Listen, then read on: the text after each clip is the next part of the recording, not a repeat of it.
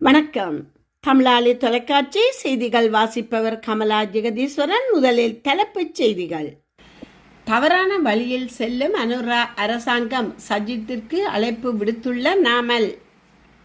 மத்திய கிழக்கில் மீண்டும் பதற்றம். ஈரானின் முக்கிய இடங்களை குறிவைத்து அமெரிக்கா தாக்குதல். பலத்த பாதுகாப்பிற்கு மத்தியில் மட்டக்களப்பு சிறைக்கும் 60 கைதிகள் மாற்றம். சட்டவிரோதமாக இறக்குமதி செய்யப்பட்ட 2 வாகனங்கள் பதிவு. சந்தேக நபர் கைது. டெங்கு நோயினால் 40 சிறை கைதிகள் உயிரிழப்பு. அமைச்சர் நலிந்த ஜெயதிச மறுப்பு. நீர்கொழும்பு சிறைச்சாலை மோதல் பின்னணியில் பாதாள குழுக்களுடன் தொடர்புடைய அரசியல்வாதிகள். நடுவானில் திடீரென மாயமான விமானம். துண்டிக்கப்பட்டுள்ள தொடர்புகள். பல மணி நேரம் தொடரும் தேடுதல். ஜெர்மனி ஜனாதிபதி மெர்ஸின் திட்டத்திற்கு மக்கள் மத்தியில் எதிர்ப்பு. ஹோர்மோஸ் நீரிணையில் கப்பல்கள் மீது தாக்குதல்கள். அமெரிக்கா ஈரான் அமைதி பேச்சுவார்த்தைக்கு புதிய சவால். தாக்குதலை ஆரம்பித்த அமெரிக்கா. குறிவைக்கப்பட்ட 80 இலக்குகளால் மத்திய கிழக்கில் மீண்டும் பதட்டம். இனி தொடர்கிறது விரிவான செய்திகள்.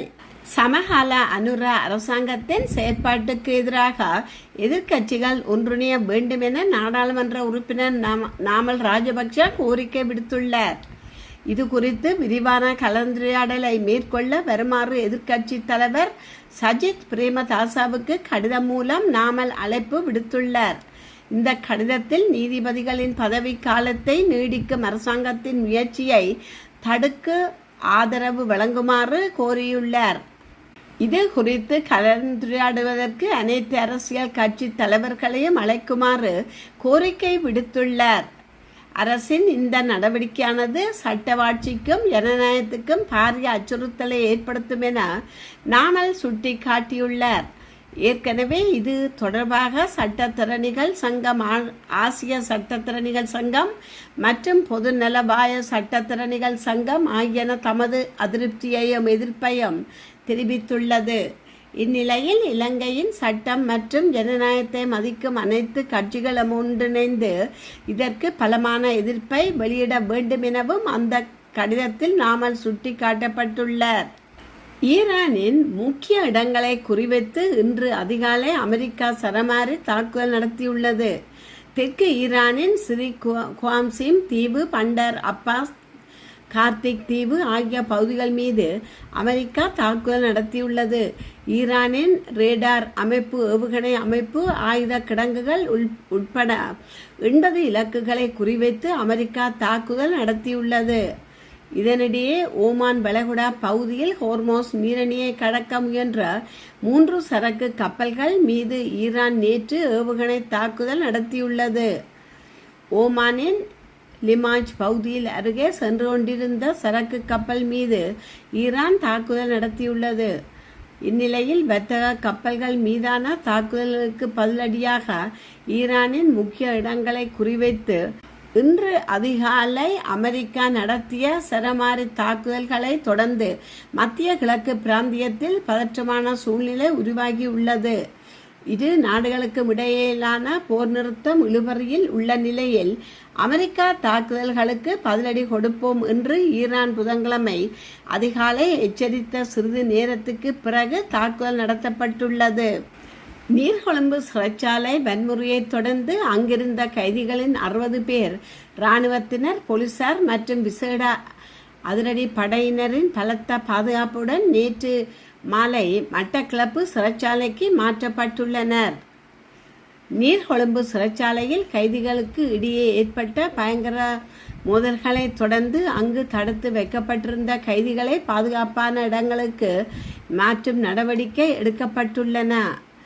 இத்தகைய நேற்று மாலை 6 மணியளவில் நீர்கொழும்பிலிருந்து 60 கைதிகள் ஆயுதம் தாங்கிய பாதுகாப்பு பிரிவினர் துணையுடன் மட்டக்களப்பு சிறைச்சாலைக்கு அழைத்து வரப்பட்டு சிறைச்சாலை அத்தியட்சர் இந்திக்க ரங்கன பெரேராவிடம் ஒப்படைக்கப்பட்டுள்ளனர். கைதிகளின் வருகையை தொடர்ந்து மட்டக்களப்பு சிறைச்சாலை வளாகத்தை சுற்றியுள்ள பகுதிகளில் பாதுகாப்பு பலப்படுத்தப்பட்டுள்ளது.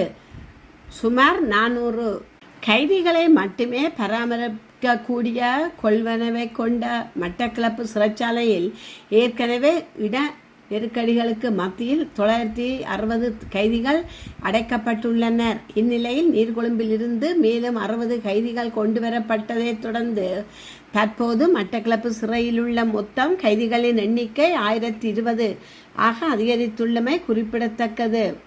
இதேவேளை இதே அவசர இடமாற்ற திட்டத்தின் கீழ் நீர்கொழும்பு சிறைச்சாலையில் இருந்து மேலும் 63 கைதிகள் ஆயுதம் தாங்கிய பாதுகாப்பு பிரிவினரின் துணையுடன் புலனறுவை சிறைச்சாலைக்கு அழைத்து வரப்பட்டு அங்கிருந்து அதிகாரிகளிடம் நேற்று மாலை ஒப்படைக்கப்பட்டுள்ளனர்.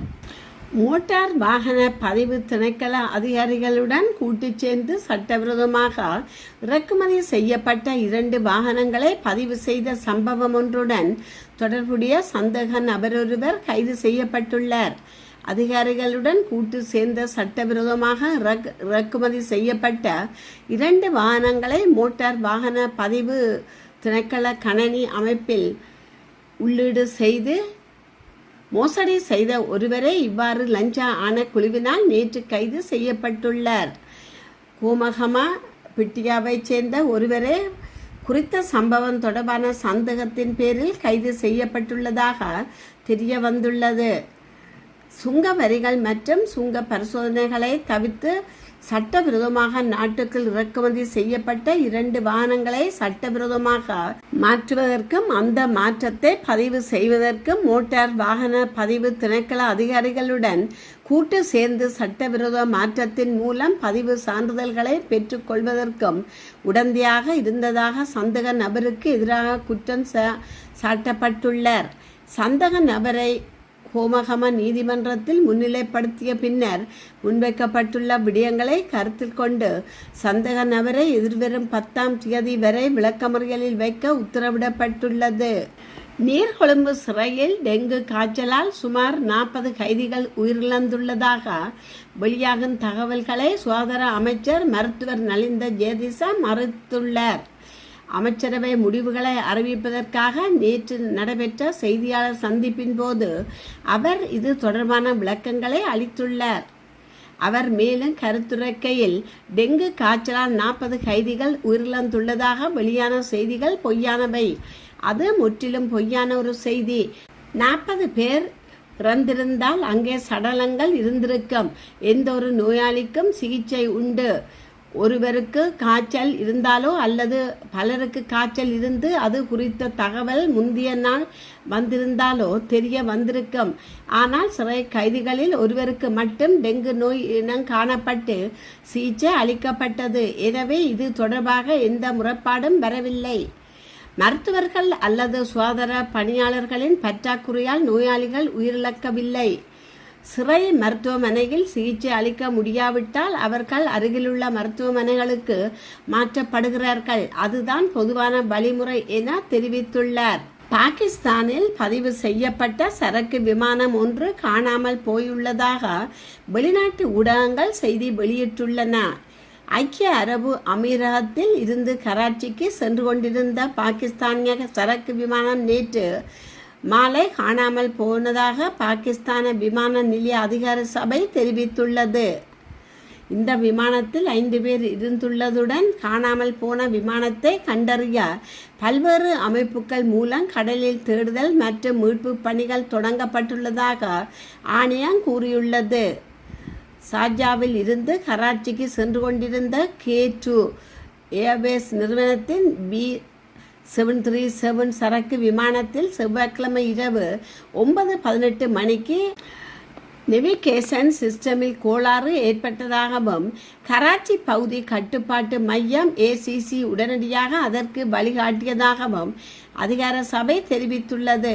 இருப்பினும் இரவு 9:22 மணிக்கு அந்த விமானம் திசையை வேகமாக மாற்றிக்கொண்டு மிக வேகமாக கீழே இறங்கிய நிலையில் கராச்சியில் இருந்து மேற்கே சுமார் 155 கடல் மைல் தொலைவில் ரேடர் தொடர்பு மற்றும் தகவல் தொடர்பு துண்டிக்கப்பட்டுள்ளது. விமான பயணிகளை கண்காணிக்கும் சேவையான ஃப்ளைட் ரேடர் 24 முதற்கட்ட தரவுகளின்படி 27 ஆண்டுகள் பழமையான அந்த விமானம் கராச்சி நகரின் தென்மேற்கே கடற்பகுதியை நெருங்கும் போது திடீரென பலமுறை உயரத்தை மாற்றி பின்னர் வேகத்தை தாழ்த்துள்ளது. அதன்படி விமானம் கடலில் விழுந்து நொறுங்கியிருக்கலாம் என்ற சந்தேகம் எழுந்துள்ளதுடன் இதுவரை அதிகாரப்பூர்வமாக உறுதிப்படுத்தப்படவில்லை. இந்த சம்பவத்தை தொடர்ந்து காணாமல் போன விமானத்தை கண்டறிய பல்வேறு அமைப்புகள் மூலம் கடலில் தேடுதல் மற்றும் மீட்பு பணிகள் தொடங்கப்பட்டுள்ளதாகவும் ஆணையம் தெரிவித்துள்ளது. ஜெர்மனியின் இராணுவ கட்டமைப்பை வலுப்படுத்தவும் பாதுகாப்பு துறைகளை செலவினங்களை அதிகரிக்கவும் அந்நாட்டு ஜனாதிபதி ஃப்ரெட்ரிக் மேர்ஸ் எடுத்துள்ள முடிவுகளுக்கு மக்கள் மத்தியில் கணிசமான அளவில் எதிர்ப்பு கிளம்பியுள்ளது. அண்மை கால கருத்து கணிப்புகளின்படி இராணுவ பெருக்கம் மற்றும் பாதுகாப்பு துறையில் அதிக முதலீடு செய்வதை விரும்பாத அரசியல் கட்சிகளுக்கு ஆதரவாக 35% முதல் 40% வரையிலான வாக்குகள் பதிவாக வாய்ப்புள்ளதாக தெரிவிக்கிறது. இது பாதுகாப்பு துறைக்காக பெருந்தொகையை கடனாக பெற்று முதலீடு செய்யும் ஜனாதிபதி மேர்ஸ் மற்றும் அவரது உப ஜனாதிபதியின் திட்டங்களை அந்நாட்டு மக்களில் ஒரு குறிப்பிடத்தக்க பகுதியினர் விரும்பவில்லை என்பதை காட்டுகிறது. ஐரோப்பாவின் மிகப்பெரிய பாரம்பரிய இராணுவ படையாக ஜெர்மனியை மாற்றும் நோக்கில் 2030 ஆண்டுக்குள் பாதுகாப்பு செலவினங்களுக்காக சுமார் $900 பில்லியன் வரை ஒதுக்கீடு செய்ய ஜெர்மனி அரசு திட்டமிட்டுள்ளது. இதனிடையே ஐரோப்பிய நாடுகள் தங்களை அதிக அளவில் நேட்டோவில் ஈடுபடுத்திக் கொள்வது அந்த அமைப்பை அமெரிக்காவுடன் மேலும் நெருக்கமாக்கும் என ஜனாதிபதி மேர்ஸ் குறிப்பிட்டுள்ளார். இது அமெரிக்கா ஜனாதிபதி டொனால்ட் ட்ரம்பை திருப்திப்படுத்துவதற்காக விடுக்கப்பட்டுள்ள கோரிக்கையாக பார்க்கப்படுகிறது. நேட்டோ பொதுச் செயலாளர் மார்க் ரூட்டோவின் அறிவுறுத்தலின்படி தாங்கள் பணத்தை மிகவும் திறம்பட முதலீடு செய்து வருவதாகவும் ட்ரம்ப் தொடர்ந்து கேட்டுக்கொண்டிருந்த பாதுகாப்பு பங்களிப்பை ஜெர்மனி தற்பொழுது செயல்படுத்தி வருவதாகவும் ஜனாதிபதி மெர்ஸ் இதன் மூலம் சுட்டிக்காட்டியுள்ளார். ஓமான் கடற்பரப்பில் ஹோர்மோஸ் நீரிணை பகுதியில் திங்கட்கிழமை இரவு எரிவாயு மற்றும் மசகு எண்ணெய் ஏற்றிச் சென்ற 2 கப்பல்கள் மீது ஏவுகணை தாக்குதல்கள் நடத்தப்பட்டுள்ளதாக பிராந்திய செய்திகள் தெரிவிக்கின்றன. அமெரிக்காவிற்கும் ஈரானுக்கும் இடையே போர் நிறுத்தத்திற்கான அமைதி பேச்சுவார்த்தைகள் தீவிரமாக நடைபெற்று வரும் சூழலில் இந்த தாக்குதல் நிகழ்த்தப்பட்டுள்ளது. பிரித்தானியா கடற்சார் வர்த்தக அமைப்பு வெளியிட்டுள்ள தகவலின்படி ஓமானின் லீமா கடற்கரையில் இருந்து 15 கிலோமீட்டர் தொலைவில் சென்று கொண்டிருந்த கப்பல் ஒன்று அடையாளம் தெரியாத ஏவுகணையால் தாக்கப்பட்டு தீ பற்றியுள்ளது. அமெரிக்க அதிகாரிகளை மேற்கோள் காட்டி வெளியான தகவல்களின்படி ஈரானின் இஸ்லாமிய புரட்சிகர காவல் படையினர் IRGC வணிக கப்பல்கள் மீது குறைந்தது 2 ஏவுகணைகளை ஏவியுள்ளனர். இதில் கத்தாரில் அல் ரெகாயாத் என்ற திரவமாக்கப்பட்ட எரிவாயு ஏற்றிச் சென்ற கப்பலும் சவுதி அரேபியாவின் கொடியுடன் சென்ற மசகு எண்ணெய் ஏற்றிச் சென்ற கப்பலும் பலத்த சேதம் அடைந்துள்ளன. எனினும் கப்பல் பயணிகள் அனைவரும் பாதுகாப்பாக மீட்கப்பட்டுள்ளனர். இந்த தாக்குதலுக்கு ஈரான் உத்தியோகபூர்வமாக பொறுப்பேற்கவில்லை. அத்துடன் எச்சரிக்கைகளை மீறி சென்றதால் இந்த தாக்குதல் நடத்தப்பட்டதாக ஈரான் ஊடகங்கள் சில செய்தி வெளியிட்டுள்ளன. அதேவேளை ஈரானின் குழுக்கள் கண்ணி வெடிகளை அகற்றும் பணியில் ஈடுபட்டிருந்த பகுதிக்குள் இந்த கப்பல்கள் நுழைந்ததால் தற்பாதுகாப்புக்காக இந்த தாக்குதல் நடத்தப்பட்டிருக்கலாம் என பிராந்திய அரசியல் ஆய்வாளர்கள் கருதுகின்றனர். கடந்த February 28 அன்று அமெரிக்கா இஸ்ரேல் கூட்டு தாக்குதலில் கொல்லப்பட்ட ஈரானின் உச்சத்தலைவர் அயத்துல்லா அலி கமேனியின் இறுதிச் சடங்கு ஊர்வலங்கள் ஈரானில் நடைபெற்று வரும் நிலையிலேயே இந்த தாக்குதல்கள் நடந்துள்ளன. கடந்த June 14 அன்று அமெரிக்கா மற்றும் ஈரானுக்கு இடையே தற்காலிக போர் நிறுத்த உடன்படிக்கை MOU கையெழுத்தானது. இதன் மூலம் 60 நாட்களுக்கு போர் நிறுத்தப்பட்டு நிரந்தர அமைதிக்கான மறைமுக பேச்சுவார்த்தைகள் கத்தாரில் நடைபெற்று வருகின்றன. இந்த உடன்படிக்கையின்படி ஹோர்மோஸ் நீரிணை வழியாக அனைத்து நாடுகளின் கப்பல்களும் சுதந்திரமாக செல்ல அனுமதிக்கப்பட வேண்டும். ஆனால் இந்த நீரிணையின் இறையாண்மையை பயன்படுத்தி எதிர்காலத்தில் கப்பல்களுக்கு கட்டணம் வசூலிக்க ஈரான் திட்டமிட்டு வருவதை அமெரிக்கா கடுமையாக எதிர்க்கிறது. உலகளாவிய எரிசக்தி விநியோகத்தில் 20% கொண்டுள்ள இந்த குறுகிய கடல் வழியை ஈரான் தனது பேச்சுவார்த்தை பலத்துக்காக பயன்படுத்தி வருகிறது. அமெரிக்கா ஜனாதிபதி டொனால்ட் ட்ரம்ப் ஓவல் அலுவலகத்தில் செய்தியாளர்களிடம் பேசுகையில், நாங்கள் ஈரானுடன் உடன்படிக்கை செய்து கொள்வோம் அல்லது இந்த யுத்தத்தை முழுமையாக முடிவுக்கு கொண்டு வருவோம். ஈரானின் 91 மில்லியன் மக்களை பாதிக்க நான் விரும்பவில்லை. ஆனால் அவர்கள் உடன்படிக்கைக்கு வராவிட்டால் ஒரே மணி நேரத்தில் அவர்களின் பாலங்களையும் ஆற்றல் விநியோக கட்டமைப்புகளையும் எம்மால் தகர்த்த முடியும் என்று எச்சரித்துள்ளார்.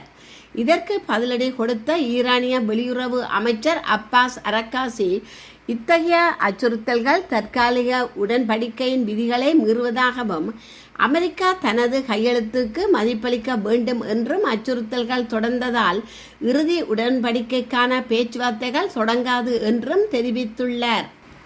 அமெரிக்கா மத்திய கட்டளை பிரிவு US சென்காம் புதன்கிழமை ஈரான் மீது சக்தி வாய்ந்த தாக்குதலை நடத்தியதாக கூறுகிறது. வெளிநாட்டு ஊடகங்களின் படி செவ்வாய்க்கிழமை ஹோர்மோஸ் நீரிணை 3 வர்த்தக கப்பல்கள் மீது ஈரான் நடத்திய தாக்குதலை தொடர்ந்து இது நிகழ்ந்தது.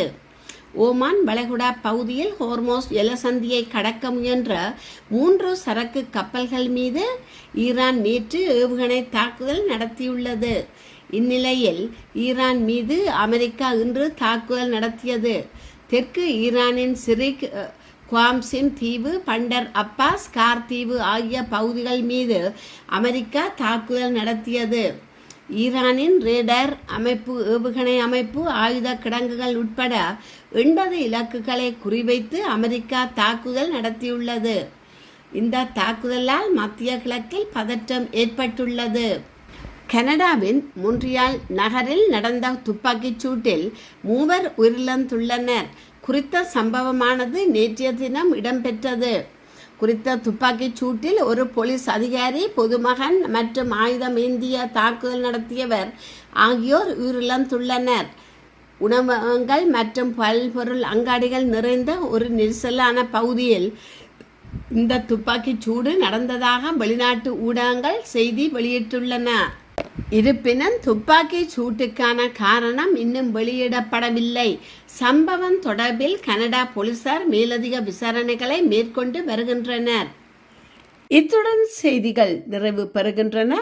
மீண்டும் மற்றொரு செய்தியூடாக உங்களை சந்திக்கும் வரை வணக்கம் கூறி விடைபெறுபவர் கமலா ஜெகதீஸ்வரன்.